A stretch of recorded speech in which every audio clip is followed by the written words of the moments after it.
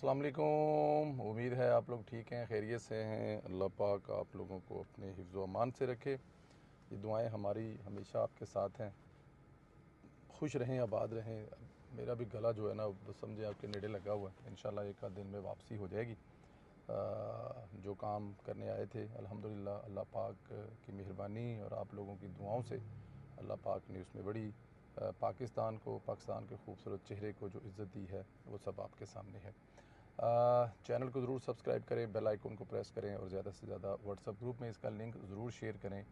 और हमें अपनी दुआओं में याद रखें। ज़्यादा से ज़्यादा जो इस पर आप कमेंट करते हैं वो ज़रूर किया करें, अपनी राय का इजहार किया करें। बहुत सारी जो गैर हाज़िरियाँ हुई हैं उसकी अब कसर निकलेगी, लेकिन इंशाल्लाह ताला एक आध दिन में चीज़ें सेटल डाउन हो जाएंगी। जैसे ही वापसी होगी, आपको पता है सफ़र में चीज़ें ऐसी चलती रहती हैं, लेकिन जैसे ही वापसी आती है इंशाल्लाह ताला आप लोगों से जो वो है ना वो जो राब्ता है वो इंशाल्लाह बेहतर हो जाएगा। एक तो जो टक्कर का बंदा है ना वो भाग चुका है और उसने भाग कर अब जो है वो यूके में असालम अपना जो है वो अप्लाई करने की कोशिशों में है। बहुत सारे ताकतवर लोग उसकी हेल्प कर रहे हैं, मदद कर रहे हैं। बहुत सारे ऐसे लोग ख़ास तौर पर जो बाहर बैठे हुए हैं और बाहर बैठकर अपनी मिट्टी को, अपने वतन को, अपनी माँ को जिस तरह का नुकसान पहुँचाने की कोशिश कर रहे हैं या करते रहे हैं और मज़ीद आगे करने वाले हैं, उनको इमरान रियाज़ का ज़रा आसरा मिला है। लेकिन मेरा नहीं ख्याल कि इमरान रियाज़ को इतनी बड़ी तोप है जो बाहर बैठ कर वो चीज़ें जो हैं कोई इतनी ज़्यादा, उसको भी पता है एंड ऑफ डे पाकिस्तान ही है। अब आपने सारी उम्र ये तो नहीं हो सकता शाहीन सहबाई और दूसरे लोगों की तरह शहजाद अकबर के आपने सारी उम्र के लिए पाकिस्तान छोड़ दिया। पाकिस्तान उनका भी उतना है जितना दूसरे लोगों का है। पाकिस्तान जितना मेरा है, जितना आपका है, जितना अदारों का है, उतना ही सबका है। लेकिन जब आप बहुत ज़्यादा आगे निकल जाते हैं, बहुत ज़्यादा चीज़ें जो हैं आपके उससे मुंह से ज़ुबान से चीज़ें निकली हुई होती हैं जो वापस होना मुश्किल हो जाती हैं। तो इमरान रियाज साहब जो हैं वो ज़ाहिर है उस लेवल पे चले गए और उस लेवल पे जाने के बाद जो वो कर रहे थे वो भी सब आपके सामने था। लेकिन मेरा ख्याल है कि अब वो जो असालम अप्लाई कर रहे हैं उनकी बेस जो होगी वो पुराने वाला जो उनका वतीरा है कि जी वतन में उनको बड़ा ख़तरा है और उनकी बड़ी जान को ख़तरे में है और वो ऐसे छुप कर आए हैं और ऐसी चीज़ें की हैं और ये सारा कुछ है, ये वो पूरी कोशिश करेंगे। मोनस लई साहब सुना है कि उनकी कोई मदद कर रहे हैं वहाँ पर कि किसी तरह से उनकी कोई मदद कर सकें या उनको कोई हेल्प आउट कर सकें। बड़े बड़े वकला जो हैं वो भी यहाँ पर जो है ना वो उनकी मदद करेंगे। अच्छा, इमरान रियाज़ के भागने की वजह जो बताई जा रही है, जो हमारे सोर्स बताते हैं, जो हमारी मुलाकातों में चीज़ें हुई हैं, वो ये हैं। एक तो ये है कि पाकिस्तान का बॉर्डर जिन जिन ममालिक से मिलता है, ईरान से मिलता है, अफ़गानिस्तान से मिलता है और फिर ये जो अराबिक स्टेट्स हैं जिनके साथ हमारा वो शिप्स के ज़रिए रब्ता होता है, तो बहुत सारे रास्ते हैं इमरान रियाज़ साहब के भागने के। तो जब कोई डिसाइड कर ले कि उसने भागना है, और वो हाई प्रोफाइल भी हो, तो उसके पास पैसे भी हों, तो फिर वो मुमकिन है। देखें, बार्डरों को ही तो कोशिश की जा रही है कि जो आपके बार्डर हैं वो सेफ़ हो जाए। और अगर बार्डर जब सेफ़ हो जाएंगे तो फिर इस तरह के बंदे भागने जो हैं, जो स्टेट दुश्मन होंगे, मुल्क दुश्मन होंगे, उनका भागना जो है डेफिनेट ज़रा मुश्किल होगा। लेकिन फ़िलहाल वो भागे हैं।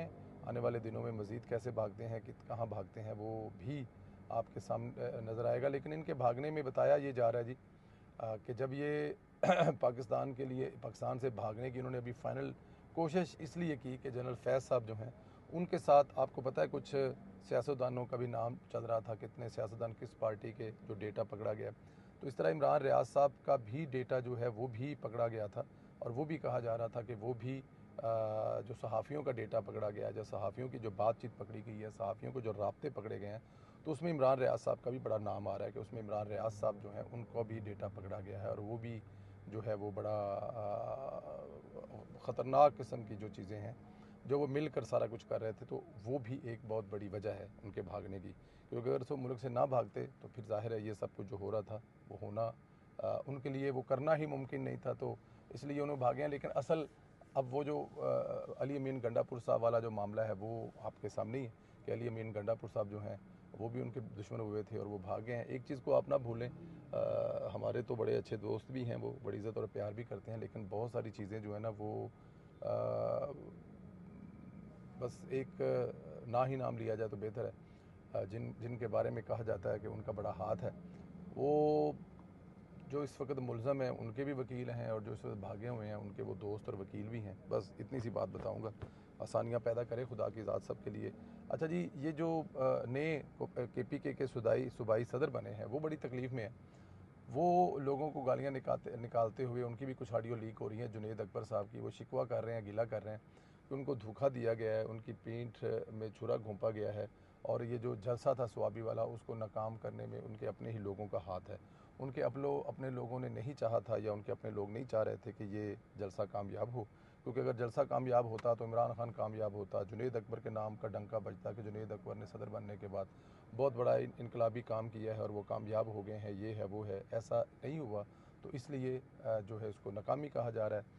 अब जलसे की नाकामी के बाद वो साथ में ये भी धमकियां लगा रहे हैं कि वो एक रिपोर्ट बना रहे हैं और रिपोर्ट बनाकर अली अमीन गंडापुर और शेर अफजल मरवत ज़ाहिर है इस वक्त एक पेज पर हैं, तो उन दोनों के ख़िलाफ़ जो है वो शिकायत लगाई जाएगी। ख़ास तौर पर शेर अफजल मरवत तो ज़ाहिर अब कहानी में नहीं है, स्टोरी में नहीं है, लेकिन अली अमीन गंडापुर साहब जो अब भी KPK हुकूमत के वो हेड हैं, उसको लीड कर रहे हैं, तो उनका वो नाम है कि उनको वो बताएंगे और उन्हीं की वजह से वो ये सब कुछ हुआ है। तो उनका नाम लेकर शिकायत करेंगे और इमरान खान को शिकायत करेंगे तो इमरान खान मज़ीद सख्तियाँ करेगा।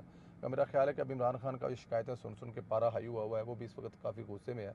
वो भी बानी तहरीक इंसाफ जो है वो कह रहे हैं कि मतलब कि मैं अंदर बैठा हूँ, मुझे निकालने के लिए कोई कुछ कर नहीं रहा और तुम लोग जो है वो सुबह से लेकर शाम तक जो है वो काम कर रहे हो और सुबह से लेकर शाम तक अपने काम चला रहे हो, अपने अय्याशी कर रहे हो, अपनी चीज़ें ठीक कर रहे हो, लेकिन यहाँ पर मेरे लिए कुछ ऐसा नहीं कर रहे हो। तो ये एक जो है ना वो बड़ी एक अहम चीज़ है अगर देखा जाए, अगर आप देख लें तो। दूसरा एक और आरफ अलवी साहब जो हैं वो भी इस वक्त अमेरिका में बैठे हुए हैं, पाकिस्तान के साबिक सदर हैं और अगर पाकिस्तान के साबिक सदर हैं तो डेफिनेट वो पाकिस्तान के हक़ में होना चाहिए, उनको पाकिस्तान के लॉबिंग करनी चाहिए, लेकिन अमेरिका में बैठकर वो पाकिस्तान के ख़िलाफ़ लॉबिंग कर रहे हैं। और मेरे ख़्याल में ये जो उनसे जो मराआत हैं सदर की, एक तो वो वापस होनी चाहिए और इस पे मेरे ख़्याल में पाकिस्तान की हुकूमत को, अदारे को देखना चाहिए कि ये जो चल रहा है, ये जो हो रहा है, इसको रोकना कैसे है। देखें, आप यूट्यूबरों को नहीं रोक सकते, आप बहुत सारे ऐसे लोग हैं जो दूसरे ममालिक में बैठे हुए हैं, उनकी एक उस मुल्क की एक पॉलिसीज़ हैं, उनको आप ब्रेक नहीं कर सकते, उनकी आज़ादी ज़ारे रहा है और बहुत सारी चीज़ें हैं। लेकिन अमेरिका में बैठा हुआ पाकिस्तान का साबिक सदर पाकिस्तान के ख़िलाफ़ जिस किस्म की लॉबिंग कर रहा है वो सबके सामने है, उसकी रिपोर्टें आ रही हैं। तो मेरे ख़्याल में आने वाले दिनों में जो अलवी साहब हैं वो रगड़े में आने वाले हैं, उनको आने वाले दिनों में इंजेक्शन लगना वाला है और लगना भी चाहिए, क्योंकि ये नहीं हो सकता कि आप हुकूमती मराहत लेकर, हुकूमती प्रोटोकॉल लेकर, स्टेट का पैसा लगवा कर, स्टेट का नाम इस्तेमाल करके, क्योंकि आप साबिक सदर हैं, तो आप अमेरिका में बैठकर पाकिस्तान तहरीक इंसाफ के लिए और इमरान खान के लिए लॉबिंग कर रहे हैं और वहाँ पर साबित करने की ये कोशिश कर रहे हैं कि इस वक्त पाकिस्तान में जो निज़ाम चल रहा है वो ठीक नहीं है और इमरान खान की जान को ख़तरा है। हालांकि इमरान खान साहब जो हैं वो अपना भुगत रहे हैं, वो उनका जिसे कहते हैं कि वो उनकी एक जो जराइम है, जो चोरियां हैं, उसके वो केस भुगत रहे हैं, इसमें तो दूसरी राय नहीं है।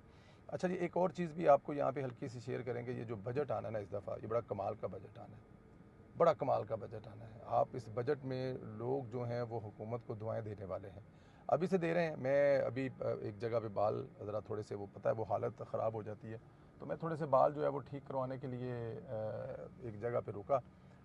तो वहाँ पे वो जो थे साहब, उन्होंने मतलब कि गुफ्तगू कर रहे थे। अब हमारी आदत है कि हम किसी से पूछ लेते हैं हालात कैसे हैं, मुल्क कैसा है।